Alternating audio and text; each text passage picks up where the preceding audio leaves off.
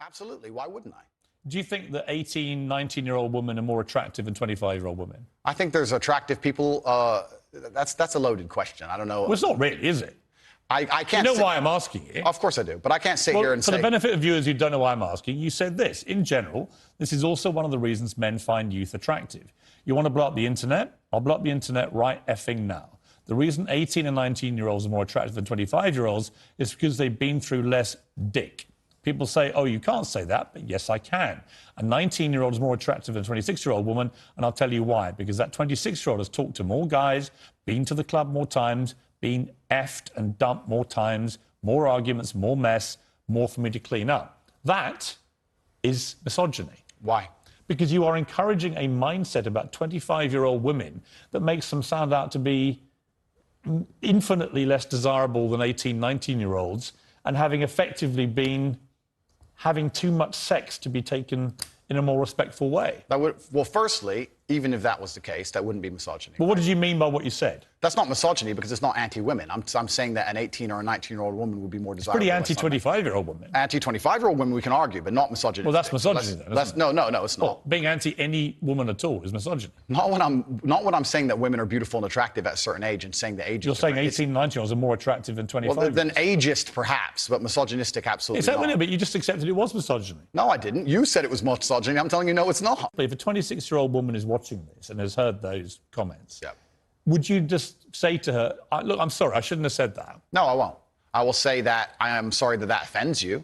However, there's a large contingent of the world. That doesn't mean you're sorry. No, I'm not sorry. That's the point I'm making. I'm sorry if that offends you. However, there's a large contingent of the world that believe that, and I was mediating for a conversation. Parts of the world that believe that about 26-year-old women are parts of the world where women are not allowed out on their own. That's a conversation. They have to wear full burqas. Well, that's a conversation. They're not allowed to drive cars. That's nothing to do with me. But is that the kind of world for women that you? I was mediating a conversation. No, I'm asking you what you think. I don't live in a country where that happens. You're using that as the excuse for why you're not sorry for saying it. It's not an excuse. Is that there are parts of the world where this is fine? My friend. So my question to you is, well, do you think it's fine? I don't think it's fine. I live in a world where... You don't think it's fine? The reason This isn't that hard, Andrew. You can simply say, Piers, you know what? With the benefit of hindsight, I wish I hadn't said it like that. And if a 26-year-old woman's watching, I'm sorry I said that, because that actually is blatantly misogynist. And even though that's a view held by other parts of the world, it's not a view I share. Now, I would respect you more if you said that than if you try and say, well, it's said in other parts of the world, so I'm not sorry. I think that doesn't tell me what you think. Then you need to understand why my content existed in the first place. My content existed because I tried my very hardest to be an absolute and utter realist, especially with uncomfortable truths. I was pointing out that very uncomfortable... Is that a truth? Then? It's an uncomfortable truth in many parts of the world. It's not a truth that I'm happy about. An inquest this week found that a 14-year-old girl, Molly Russell, died from an act of self-harm while suffering from depression and the negative effects of online content. The coroner said she was exposed to material that may have influenced her in a negative way, and in addition, what started as depression had become a much more serious depressive illness, and she very sadly took her life. That's absolutely disgusting. Right. Her father... That's terrible. Her father's campaign for better protections against potentially dangerous social media algorithms, right? It says that the particularly graphic content she saw romanticized acts of self-harm, normalized her condition, and focused on a limited and irrational view without any counterbalance of normality. First of all, what is your response to that? Nothing to do with you. That's the first thing. Yeah, it is nothing to do with me. The fact that a 14-year-old girl took her life is truly sad. The world we live in today is... The fact that something like that happened is almost mind-blowing to me. That's truly sad. I actually feel sad inside to see something like that. Do you think that's going to include you, for example? I don't think it matters if it includes me or not. I think what's important is that free speech is the #1 weapon against absolute tyranny.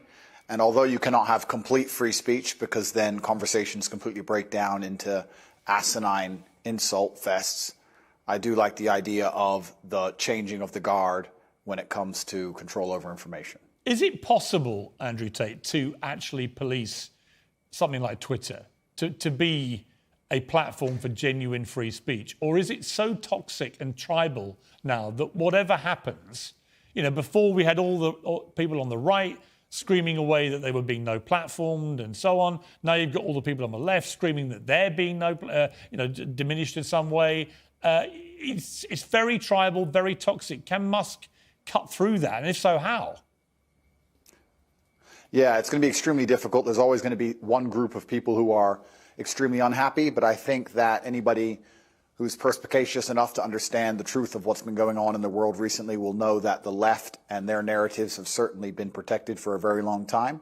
And the universe has swings and balances, and God often restores balance to the universe, and perhaps it might swing the other way for a while. I truthfully am a person who believes that all points of view are extremely important, because as soon as you block points of view, you have absolute tyranny.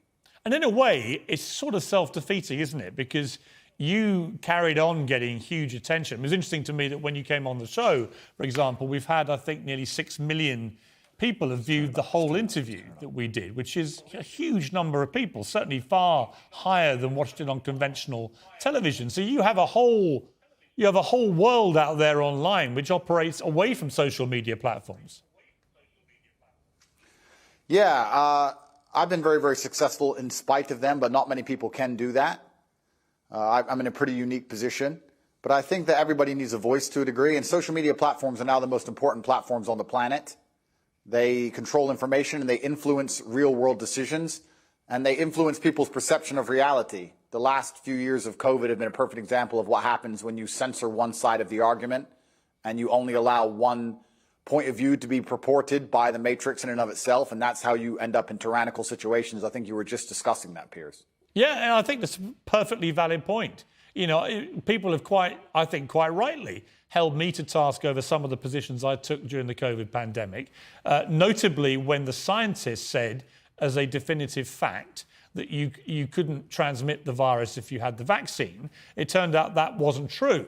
And I based my observations on that supposed fact and said, right, well, in that case, if you refuse to be vaccinated, you shouldn't get the same rights as people who've been vaccinated. If it's true that if you're unjabbed, you can pass it on. It turned out, actually, there's not much difference whether you've been vaccinated or not. And at that point, I changed my mind.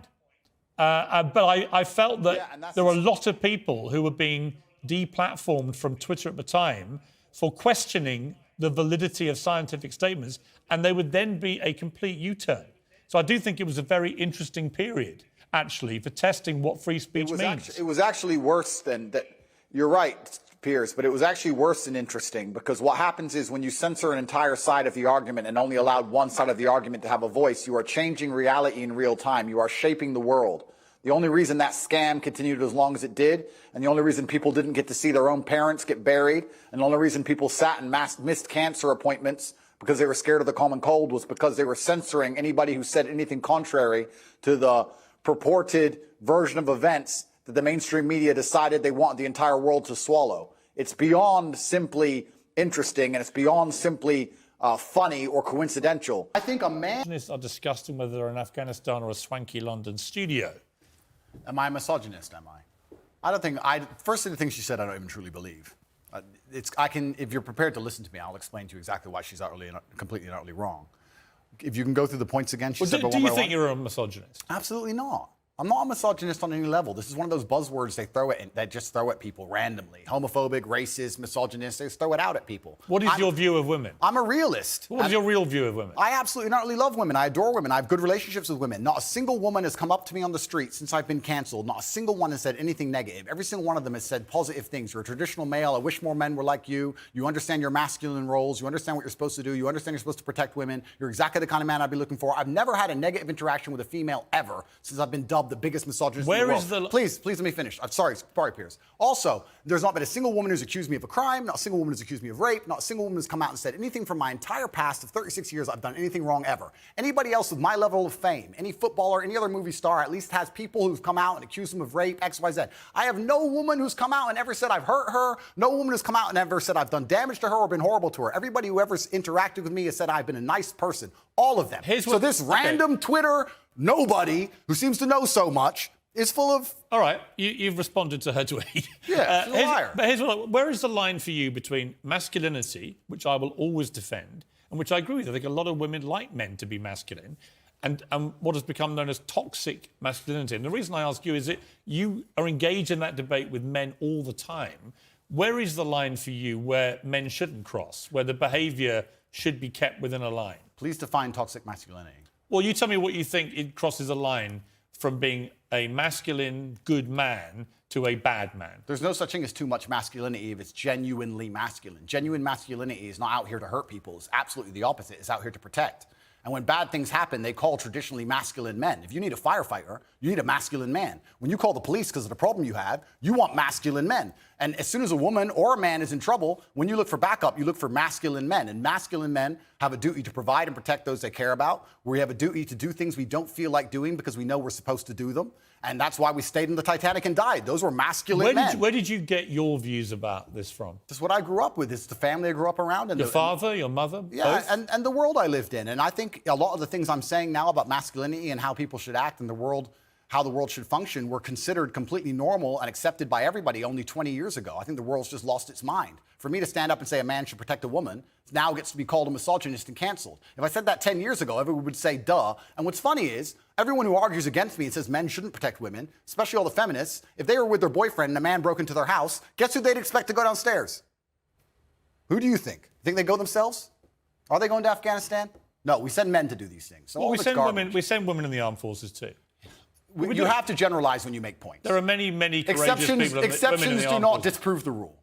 No, but you've got to concede there are many courageous women serving in the armed forces. Absolutely and utterly, completely correct. But by and large, traditionally, soldiers are men. Exceptions do not disprove the rule. Well, it's not an exception. It's a fact that there are a lot of women now in the armed forces. Correct. But if you were to take the average soldier, they are a male. If you're allowed to say who's a male and who isn't nowadays, I'm assuming their gender, I apologize. If you were to take the average soldier, they're a male, which means that exceptions are the female soldiers, which because there's a lower percent of them, a lower probability. Exceptions do not disprove the rules. Men do the fighting. Right now in Ukraine, men cannot leave. Women are allowed to leave because men have to fight in the front line and women are allowed to go to Dubai. That is how it is.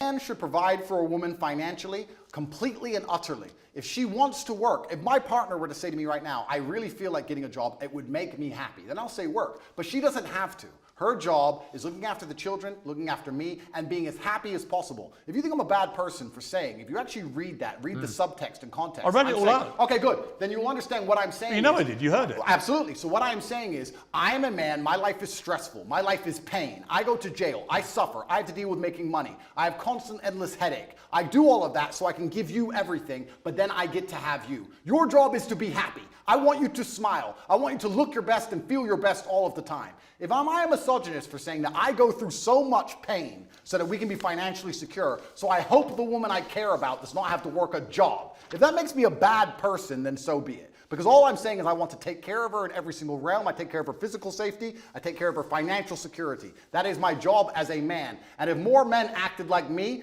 you will see that the world will be a happier and better place.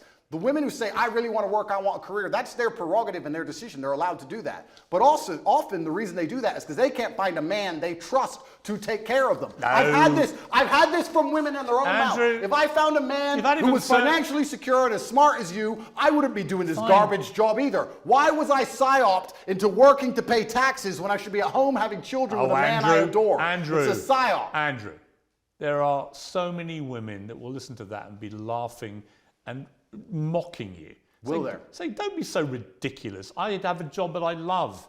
Maybe they're being paid even more than their man, right? The real world isn't the one that you categorize. The real world is varied and nuanced, but I am talking about my life experience. And in my experience, any woman I love does not have to work unless she decides to. Fine. You're the boss. You're in charge. Her job is to make you happy. Her job is to make herself look good. Her job is to work out for your benefit. Blah, blah, blah, blah, blah. It is actually just misogyny. Do you think a woman looking good... Do you think a woman looking good and working out has no benefit at all to her? Of course it does. Okay, so it's not for my benefit, then, is it? But when you talk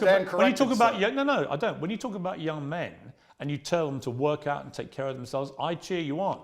Right? I want that. I've got 3 sons. I want them to feel that. Don't you want them to become very rich and successful and have a woman who relies on them and have a beautiful family? No, but I don't want a woman who's subservient to them. Why is subservience? Why is a woman Literally, the tone of the tweet I read is subservience. You did another tweet this week. Men love by telling you what to do and not allowing you to make stupid decisions. We save you from the female inclination to make stupid choices.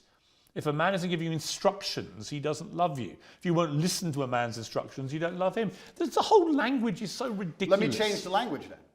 Well, you tweeted this to 8.2 million people. Correct. So let me say this. A father loves. Let's say instead of a man loves, let's say a father loves. A father loves disciplinarian. That's how a father will love you. A mother will say, oh, I hope you're happy, hope you're doing okay. But a father will come along and say, no, don't do this. You must do it that way. That's incorrect. It has to be this way. A father will discipline you because a father feels he knows best for you. It's the masculine essence of love. When a man loves, he cares via degree. There is a massive difference between a relationship between a father and a child and between a man and a woman in a relationship. Completely. And I'm not sure you quite get No, that. there is a difference. But I would argue, Piers, I would argue in the happiest relationships, it's a traditionally masculine role in which the man plays and provides. The female is traditionally feminine. The man is the head of the house, not in an abusive way, doesn't beat her up. I'm talking about the man being the head of the household, like I would like to believe you're the head of your household. And he comes along and says what happens and what doesn't happen. Yeah, listen, it's all good macho stuff, okay? And I know lots of young boys who listen to this and go, wow, that's how I should be. Then I read